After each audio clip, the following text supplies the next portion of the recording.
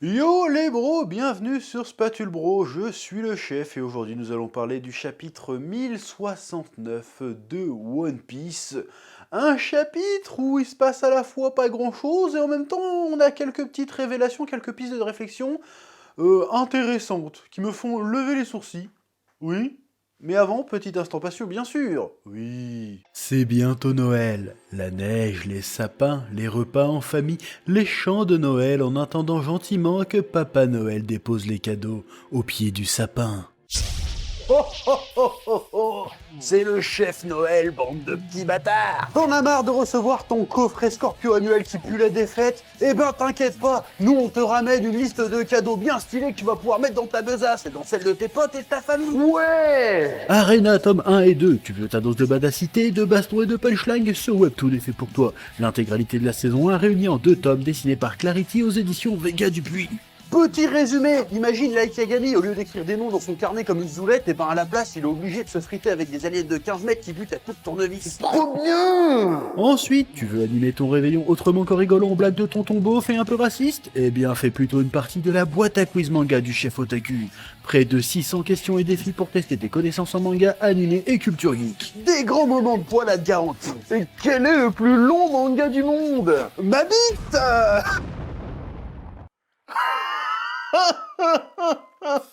Et enfin, pour les littéraires amoureux de beaux livres, il y a le livre Manga Story, décryptage et analyse des codes du shonen neketsu.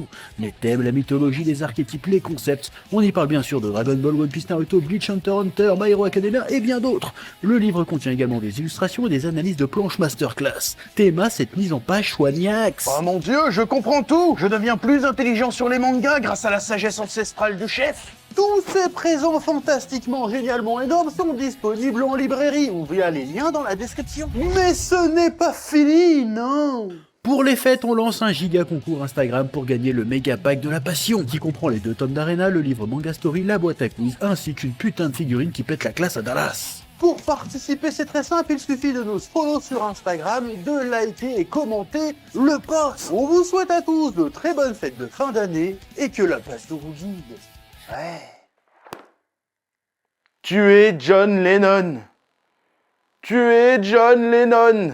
Bon, alors, dans ce chapitre, nous avons un peu un début de réponse aux questions qu'on se posait lors du chapitre précédent, c'est-à-dire, est-ce que aujourd'hui, avec tout le recul, avec tous les power-ups qu'il y a eu en ce qui concerne Luffy, est-ce que un match retour, Luffy versus Rob Lucci, est-ce qu'il y a match ou il n'y a pas match? Bon, il semblerait que la piste que j'avais envisagée comme quoi il était évident pour moi que Rob Lucci avait forcément lui aussi connu un power-up quelconque, ferait qu'il y ait a priori match.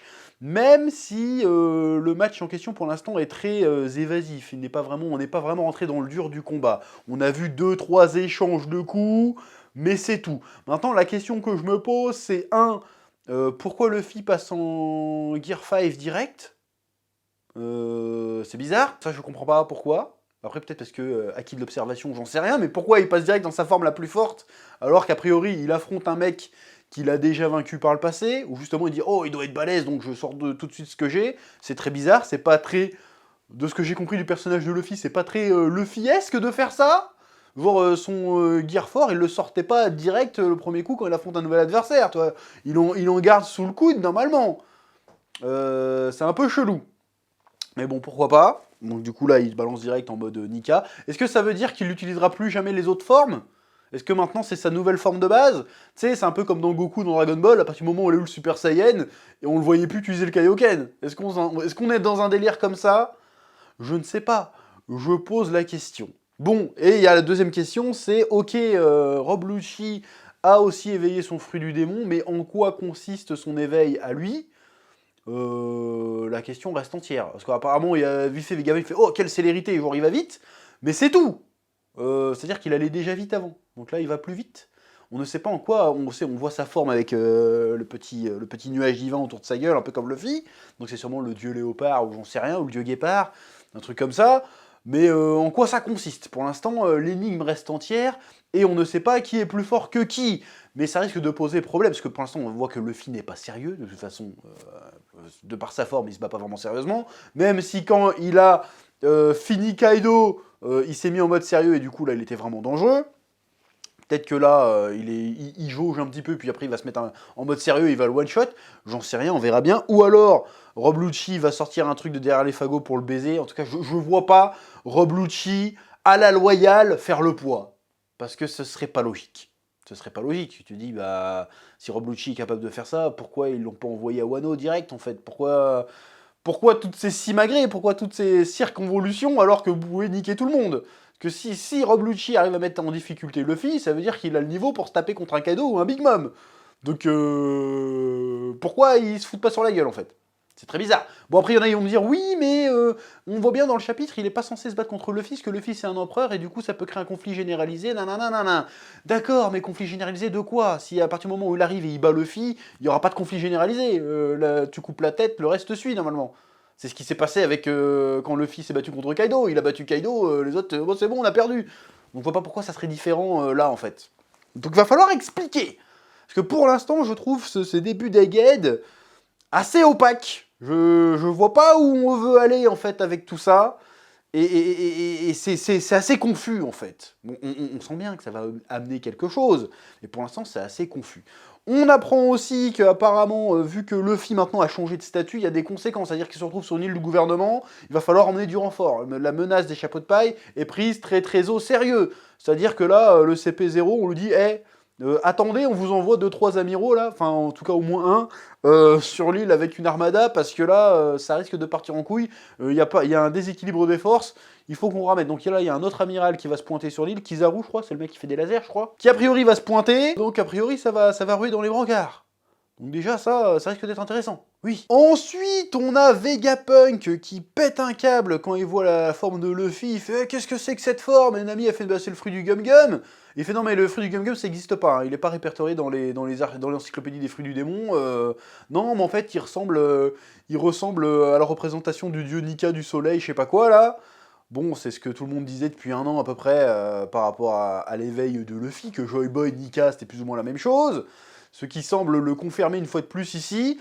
Et après, il te sort un délire sur les fruits du démon. Et là, je suis un peu paumé. Alors, je dis pas que c'est nul, attention. Hein, parce que là, il dit, si ma mémoire est bonne, il dit oui, les fruits du démon sont la matérialisation des rêves, des désirs des humains. C'est-à-dire qu'il y a un humain un jour qui a rêvé, plusieurs humains certainement, qui ont rêvé un jour, ouais, j'aimerais bien me transformer en guépard, j'aimerais bien me transformer, faire des éclairs, j'aimerais bien faire du sable, et du coup, boum, du fait de l'intelligence collective, hein, de l'imagination collective, a priori, parce que c'est de ça qu'on parle, les fruits se seraient matérialisés dans le vrai monde. Alors pourquoi des fruits?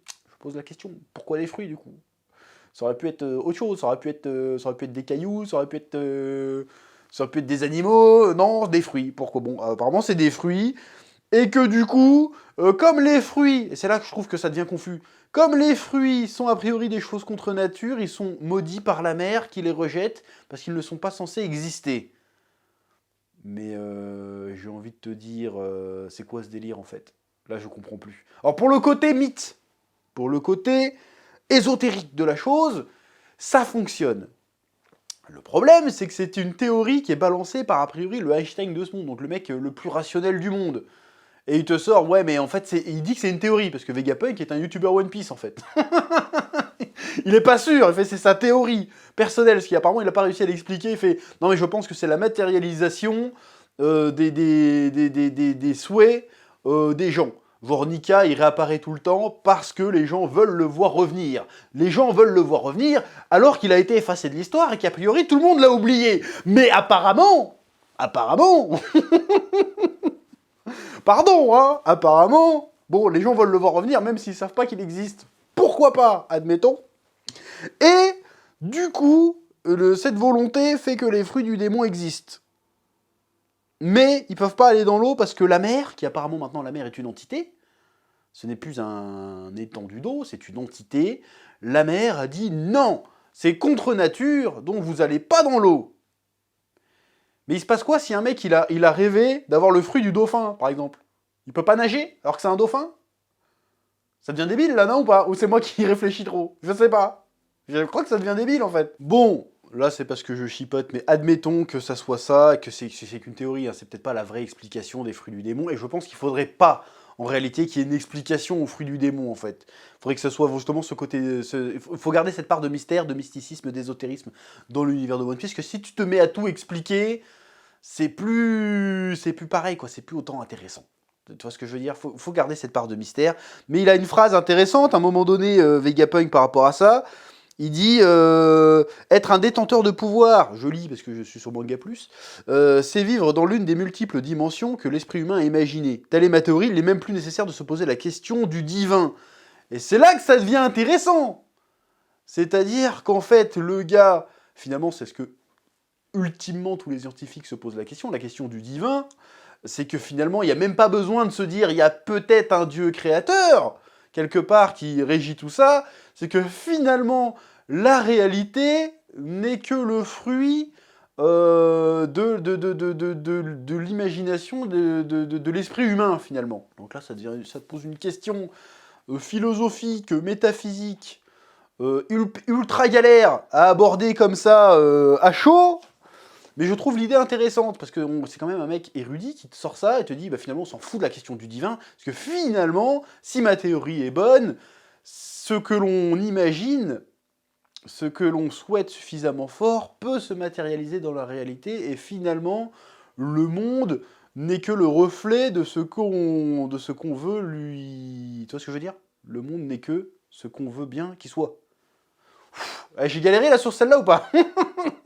Ouais, j'en ai chié là. Donc je trouve l'idée intéressante, si tu veux, d'aborder ça sur le sujet, mais après je peux pas m'empêcher de poser la question. Parce que si tu dis que de toute façon... bon, encore une fois, je me prends la tête pour rien, très certainement, mais si de toute façon tu dis que de toute façon le monde n'est que ce qu'on imagine ce qu'il est, pourquoi tu t'emmerdes à l'étudier en fait? Je comprends pas, parce que le gars, on est bien d'accord que le gars, il a passé une bonne partie de ses travaux à répliquer les pouvoirs des fruits du démon. Et il nous dit que c'est contre nature. Je dis, mais si tu as réussi à le répliquer d'une certaine manière, c'est que tu as répliqué un truc de la nature. Tu as utilisé la nature, tu as joué les codes de la nature pour créer un fruit du démon. Donc à partir du moment où... comment c'est censé devenir contre nature, en fait, tout ce délire? Cette sémantique est très bizarre. Après, c'est peut-être la traduction qui fait ça, mais je trouve qu'il balance un concept intéressant, mais il le balance à un moment et dans un contexte qui est très bizarre. C'est très bizarre de lâcher ça comme ça, en fait. Tu veux faire quoi avec ça? Qu'est-ce qu'on fait avec cette information?